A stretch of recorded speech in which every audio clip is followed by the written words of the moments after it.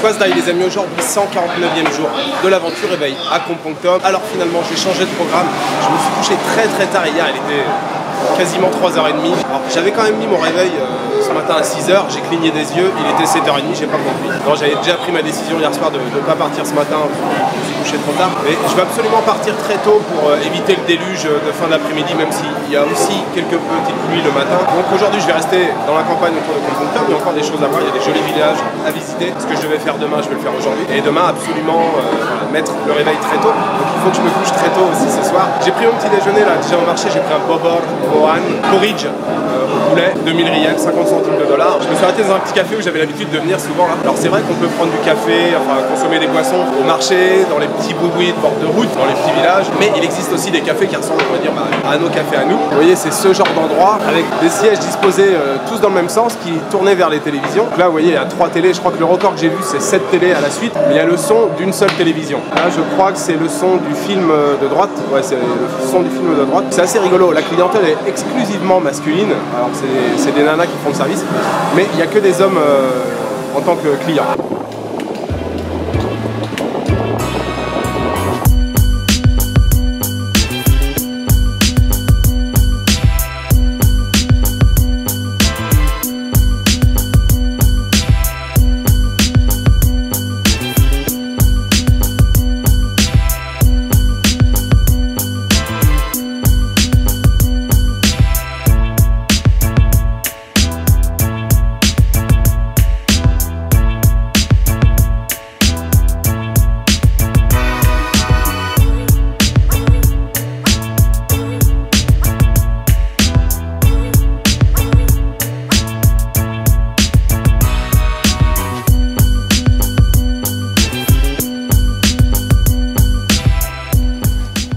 Première petite pause les amis, alors je roule au ralenti ce matin, je fais tout très doucement, je suis dans un petit coin que je connais, enfin, c'est pas le coin où j'ai le plus visité mais voilà, je traverse des petits villages, ouais je roule tout doucement, je fais des petites pauses. Là je me suis arrêté pour manger un nom banchok parce que je trouve qu'à la campagne les nom banchok je les trouve toujours très savoureux. L'assiette c'est 2000 riels. Je suis à côté d'une petite dame là, d'un certain âge. Bah, tu parles cambodgien? Non, juste un petit peu et tout. C'est bien, tu viens d'où? Combien t'as de frères? Combien t'as de sœurs? Et ta mère et ton père, ils font quoi? Pourquoi t'es pas marié? Ton âge, tu devrais être marié, tu devrais avoir des enfants. Pour les conversations habituelles qu'on a souvent quand on s'arrête ici au Cambodge et quand on rencontre des Khmers. Il fait beau, il fait même lourd, hein. Il y a des nuages. Voilà. Ça risque de péter dans l'après-midi, certainement.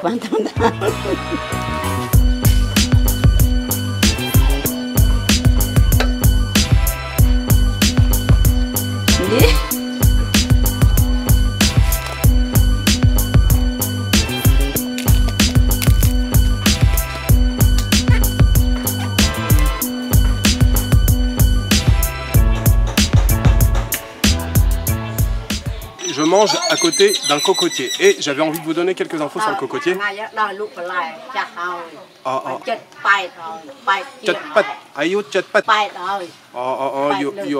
y a une petite dame à côté là, très âgée, qui est arrivée, qui m'a demandé une assiette de nouilles. Je lui ai dit pas de problème et tout. Alors je lui ai dit assieds-toi. Et puis j'ai demandé à l'autre dame, je lui ai dit fais-lui une grosse assiette. Bref, je voulais vous donner des informations sur le cocotier. C'est comme ça, c'est gratuit, ça me fait plaisir. D'abord, il faut savoir que le cocotier, c'est pas un arbre, c'est une plante. Ce qu'on pourrait penser être un tronc, c'est pas un tronc, c'est un stipe, S-T-I-P-E. Le cocotier, ça vit à peu près une centaine d'années, plus ou moins. Il y a un bourgeon unique là-haut. En fait, il continue le bourgeon continue de fabriquer toute sa vie en fait. Donc le cocotier va pas grandir, s'arrêter en hauteur et puis vivre encore 20 ans. En fait, il grandit jusqu'à sa mort. Ce qu'on appelle le stipe, en fait, il varie pas en épaisseur, il grossit pas en épaisseur. Il fait la même taille. Vous voyez, si on regarde, il fait la même taille de la base jusqu'en haut, et c'est pour ça que le... La petite grand-mère me remercie. Si vous faites une coupe transversale du tronc, vous verrez pas de cerne de croissance à l'intérieur, puisqu'il grossit pas en fait en épaisseur. Et dessus là, vous voyez, on a des traces, des petites marques. Chaque marque en fait, ça correspond à la base d'une feuille en fait. Chaque fois qu'il y a une feuille qui tombe, ça laisse une trace comme ça. Donc vous avez plein de petites traces tout au long du stipe jusqu'en haut. Puis sur les noix de coco, qu'est-ce que je peux vous dire? Que ça pèse en moyenne 1,5 kg. C'est rempli d'autres cocos évidemment. Voilà, je voulais juste vous donner quelques infos comme ça me fait plaisir sur le cocotier.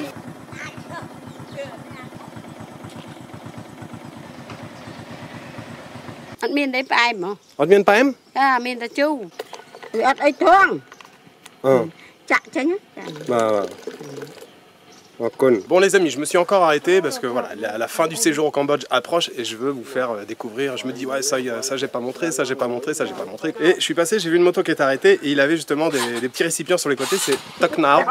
Tok Nao, c'est le vin de palme en fait. Vous savez tous les palmiers que je vous ai montrés avec lesquels ils font le sucre de palme. Pendant le mois d'avril, mai, on coupe les feuilles et on récupère la sève pour faire du vin. Vous voyez, ça c'en est. Il y a pas mal d'insectes à l'intérieur, il y a des guêpes, des espèces de moucherons, il y a pas mal d'ailes, mais bon ça on s'en fout, c'est pas grave. En fait il faut couper, je sais pas s'il y en a là à côté. J'en ai pas, c'est vrai, il y en a un ici, mais bon, c'est un peu loin pour vous montrer. Mais bref, vous voyez les grandes tiges, les grandes feuilles, ils coupent et en fait la sève s'écoule par ici. Généralement, ils font une espèce de toute petite échelle en bambou, ils grimpent sur le tronc et ils installent. Ah ben si on les voit, il y en a là, je les vois. Alors je vais zoomer, je sais pas si vous allez les voir. Je sais pas si vous les voyez, ils sont bleus à peu près au milieu de l'écran. Donc il coupe une tige et il installe son récipient en dessous et il attend que ça s'écoule. Alors je sais plus combien de temps, mais ça coule assez vite, hein, c'est juste quelques heures. Et puis ensuite il récupère le jus quand il sort comme ça là, juste il coupe la sève et ça fait déjà 1 ou 2 degrés et après ça fermente très très vite. En l'espace de 24 heures ça peut atteindre 6 ou 7 degrés. Donc il faut le consommer assez rapidement parce qu'après ça devient très acide. Au bout de 2 ou 3 jours ça peut devenir très acide. J'aime beaucoup ce goût-là. On en trouve quasiment dans tous les pays où il y a des palmiers à sucre. Et donc lui, il le récolte et il se balade comme ça. Et on peut acheter au verre. Là, moi, je prends juste un verre. Je viens d'acheter un petit verre là. Je vais goûter ça. Alors, faut faire le ménage parce qu'il y a un peu des ailes d'insectes, des trucs comme ça. Bon, c'est pas très grave. 500 riels le verre. Donc 500 riels, vous voyez, ça fait 25 centimes. Ça fait 12 centimes 50. Et je suis très content d'en avoir trouvé parce que pour tout vous dire, ça fait plusieurs jours que j'en cherchais. Je regardais s'il y avait des petits pots dans les palmiers là. Alors là, il est pas très fort. J'ai goûté un petit peu une petite gorgée là. Il l'a récolté, je pense, ce matin. Donc voilà, ça fait 1-2 degrés, c'est vraiment très léger. Et puis il faut pas trop en abuser parce que ça fermente très vite et puis ça peut vite vous faire courir aux toilettes.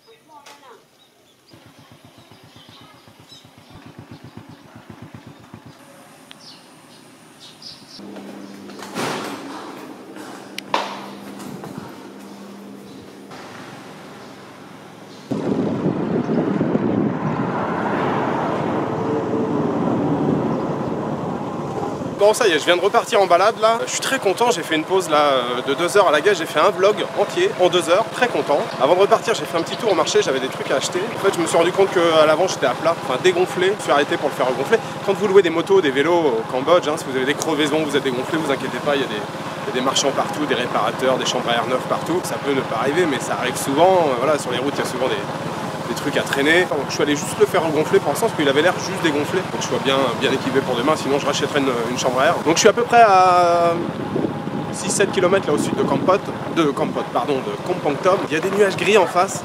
Vous voyez, j'arrive au cœur d'un petit village. C'est un coin que j'affectionne particulièrement, je viens souvent par ici. C'est vraiment très très sympa. Saksabay on? Darlene.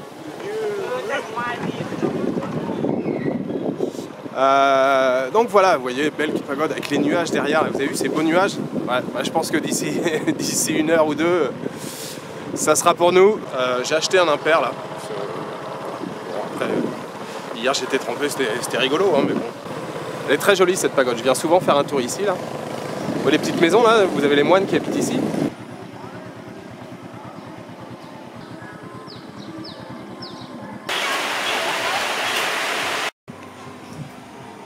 Bon, ça fait plus d'1 heure que je suis arrêté là dans ce petit café. Ça a l'air de vouloir se calmer, il y a une pluie là sans discontinuer pendant quasiment 1 heure. Ça tombe encore un petit peu, mais bon, je vais aller me balader. Il est déjà quasiment, ouais, il est 5 heures. Un peu compromis pour les images cet après-midi. Pourtant, il y a vraiment quelque chose que je voulais vous montrer là. Alors, c'est à quelques kilomètres d'ici, je vais y aller. Je vais essayer de vous faire quand même quelques images entre les gouttes. C'est la mousson, hein, j'y peux rien. Hein. La grande classe, la classe internationale même, je dirais. Bon bah c'est parti, hein. Voilà.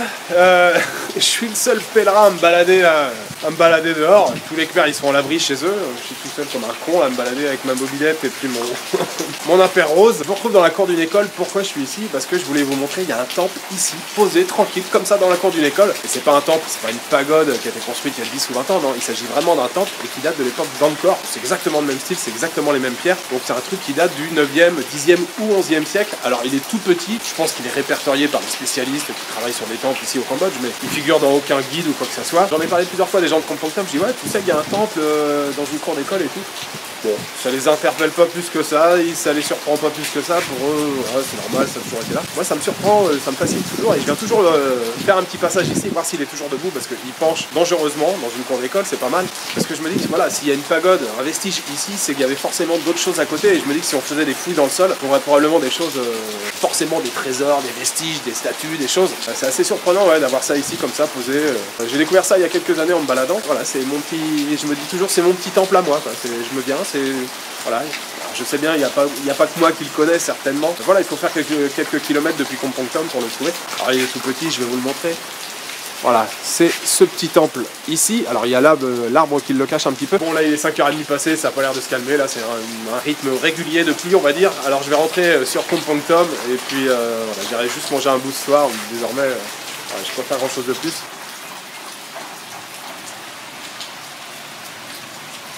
Je suis de retour à Compong-Tom, bien trempé, même ça protège pas beaucoup, ça rentre un peu sur les côtés, ça se déchire même si vous roulez trop vite. Je suis arrivé là dans une petite cantine, vous savez les cantines où on soulève les couvercles pour manger, enfin pour voir ce qu'il y a à manger. Je suis chez une petite dame qui est très très gentille, que j'adore vraiment, elle est adorable. Je viens souvent manger ici aussi quand je suis à Compong-Tom, le soir exclusivement. Donc voilà, ce soir j'ai pris, alors il y a des champignons, des carottes, morceaux de courgettes et puis il y a de la viande. Et la viande de porc. Donc viande de porc, champignons, hein. Voilà. Et le riz, ça a l'air très très bon. Vous voyez, elle ramène la gamelle de riz ici, donc on sert autant qu'on veut. Il y a la sauce poisson, la sauce soja, il y a tout ce qu'il faut pour se régaler. Je vous ai réservé une petite surprise en guise de dessert. Laissez-moi le temps de manger mon assiette et on se retrouve tout de suite. Je viens de terminer mon assiette, c'était délicieux. Alors je sais pas si la suite qui m'attend sera aussi délicieuse. Je vous ai dit que j'avais une petite surprise pour vous. Depuis presque un mois maintenant, à peine encore, mais à presque un mois que je suis arrivé au Cambodge, je vous fais des dégustations de fruits. C'est bien sympa les fruits, mais il faut quand même passer aux choses sérieuses. On est au Cambodge, ici il y a des insectes, il y a des trucs un peu chelous, un peu space. Donc hier j'ai franchi un premier cap en mangeant des bébés crapauds. Bon, c'était presque de la rigolade entre nous. Donc je viens de faire un petit tour au marché rapide et je me suis acheté quelques friandises. Alors... je les ai classés en, on va dire, en ordre de répugnance, en tout cas pour moi. Donc là, on a d'abord des criquets. Après, je sais même pas comment ça s'appelle, hein. Il y a juste les criquets, ça je suis sûr, c'est des criquets. Ensuite, on a des genres de scarabées, cafards, plus cafards, tout noir. Je sais pas, encore cafards. Et puis là, on a un gros truc hyper balèze, franchement, mais... faut être ouf pour manger des trucs pareils, vous avez vu les ailes et tout. Donc voilà, numéro 1, numéro 2, numéro 3, numéro 4. Alors on va commencer par le plus simple, enfin ce qui me semble être le plus abordable on va dire. Le truc c'est que là il y a quand même des ailes qui sont un peu dures, je sais pas si on mange les ailes ou s'il faut les enlever en fait. Je vais demander à la petite dame. Ah je sais pas, parce que c'est balèze quand même. Hein. Les amis, que les choses soient bien claires, moi tout seul je mange pas cette merde. Là je le fais, c'est pour faire la dégustation, c'est pour vous. Bon alors je vais être honnête avec vous, les sauterelles j'ai déjà goûté, franchement c'est un peu comme hier, c'est gâteau apéro, c'est un petit goût, un petit goût de curly, mais le reste je connais pas. Et ça m'emballe pas des masses. On va commencer, souhaitez-moi un bon appétit, puis surtout souhaitez-moi bon courage. On va commencer avec le numéro 1, qui me semble être le plus abordable. Le criquet. Le criquet, bon ça va être de la rigolade, c'est croustillant, normalement c'est un petit goût de curly, ça fait longtemps que j'en ai pas mangé mais bon, ça doit pas être mauvais normalement. C'est parti.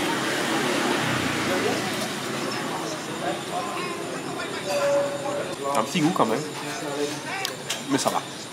Hyper croustillant, c'est... non, plutôt correct. Un petit goût quand même. Hein. Alors je vous l'ai dit, hein, je les ai mis en ordre de répugnance, alors numéro 2 déjà ça me botte déjà beaucoup moins. Voilà les amis, le numéro 2, je sais pas ce que c'est franchement. Putain, mais manger des trucs pareils, c'est pas possible quoi.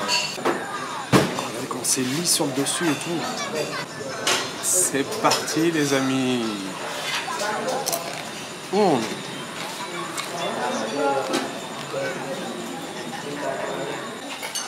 Mmh.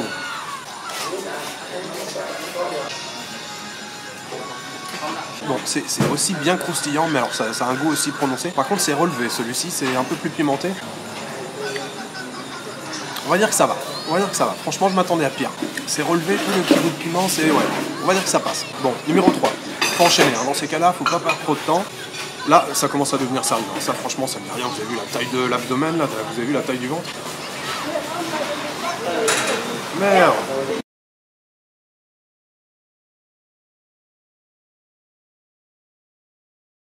Bon, bah les amis, voilà le numéro 4, le dernier. Hein.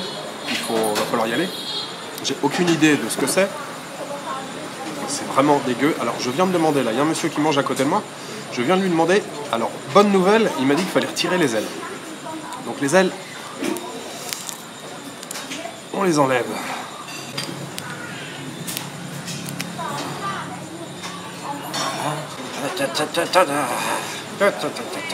Bon, on a les amis numéro 4, allons-y, c'est parti.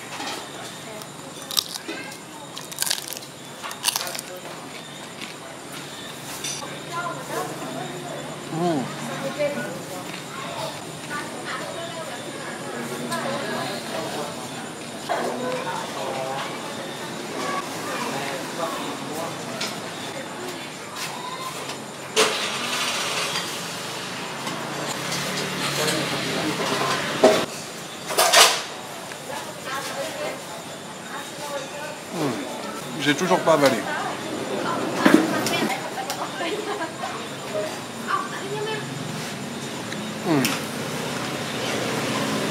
C'est un peu, vous savez, ça. Alors, je sais pas, j'ai jamais mangé de punaise, mais c'est un peu l'odeur de la punaise écrasée. C'est un peu le goût de ça en fait. Oh. Voilà, défi réussi. Je ne le ferai pas tous les jours. Je l'ai fait pour vous, messieurs dames. Le dernier, c'était hyper dégueu. C'est un goût. Évidemment, il me reste des petits morceaux de pâte et d'ailes dans la bouche. Ouais, bien dégueu le dernier. Franchement, premier, deuxième, correct. Troisième, ça allait beaucoup moins. Et quatrième, j'ai l'odeur. J'ai la bouche encore. Bon. Les amis, la journée va se terminer là-dessus. Je suis content d'avoir fait ces dégustations et de vous avoir montré ça. Il reste encore des trucs un peu space à goûter. Il me reste encore quelques jours, donc il y aura encore quelques nouvelles surprises, quelques nouvelles dégustations. Et il faut sans oublier les fruits aussi. Voilà, je vais vous souhaiter une bonne soirée, une bonne nuit, une bonne après-midi. Je vous donne rendez-vous demain, normalement pour une grosse journée d'aventure. Alors je sais pas du tout comment ça va se passer, mais quand je vois les conditions déjà depuis 2-3 jours, ça risque d'être un peu hardcore, mais ça va être très marrant. Donc je vous donne rendez-vous demain pour une nouvelle journée au Cambodge. Ciao, good night.